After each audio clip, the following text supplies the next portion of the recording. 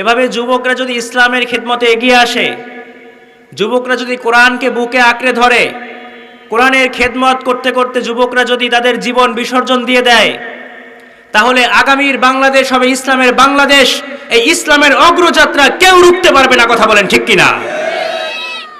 যুবকরা যদি ভালো হয়ে যায় তাহলে ভালো হবে বাংলাদেশ, আর যুবকরা যদি শেষ হয়ে যায়, ধ্বংস হয়ে যায়, তাহলে হায় হায় করবে বাংলাদেশ, কথা বলেন ঠিক কিনা?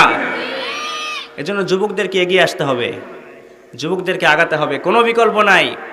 আমরা দোয়া করি আমাদের যুবক ভাইদেরকে আল্লাহ ইসলামের জন্য কবুল করুন, পড়েন আমিন। ওমরের মতো করে কবুল করুন, সবাই পড়েন আমিন। খালিদ ইবনে ওয়ালিদের মতো বীর সেনানী হিসেবে আল্লাহ আমাদের যুবক ভাইদেরকে কবুল করুন, সবাই পড়েন আমিন।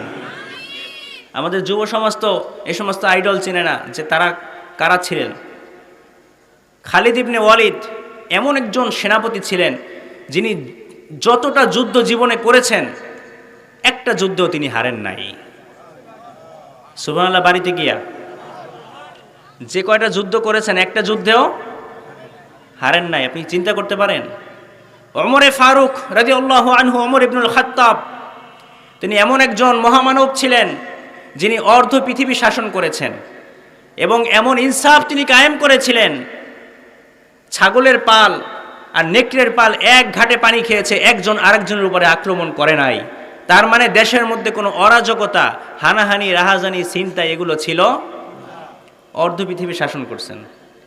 আর 200, 400, 500, 1000 কিলোমিটার এক একজন রাজা হইয়া, হেডামের কথা না বললাম, 200, 400, 500 বর্গ কিলোমিটারের বাদশা, কিন্তু দেশের মধ্যে এত বিশৃঙ্খলা, কি আর বলবো। এই বিশৃঙ্খলা এটা রোধ করতে পারে না।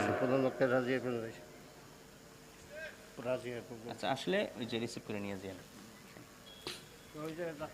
তো বলছিলাম ওমর ইবনুল খাত্তাব রাদিয়াল্লাহু আনহুর কথা। এই ওমর তিনি কিন্তু 27 বছর বয়সে ইসলাম কবুল করেছিলেন। তিনি এর আগে কিন্তু ছিলেন মুশরিক, জানেন আপনারা? আগে কিন্তু তিনি মুসলমান ছিলেন না।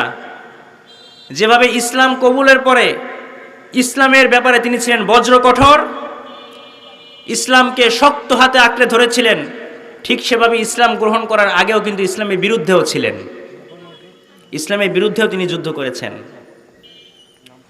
এবং ওমর রাদিয়াল্লাহু আনহু তাকে মুসলমানরাও ওইভাবে ভয় পেত এবং রাসূল সাল্লাল্লাহু আলাইহি ওয়াসাল্লাম মনে মনে ভাবতেন, আরে এই ওমর যদি একটু ইসলাম কবুল করতো তাহলে তো আমার অনেক ভালো হতো। মক্কার জমিনে মাথা দাঁড় করতে পারি না, লুকিয়ে লুকিয়ে দাওয়াত দেয় দিনের।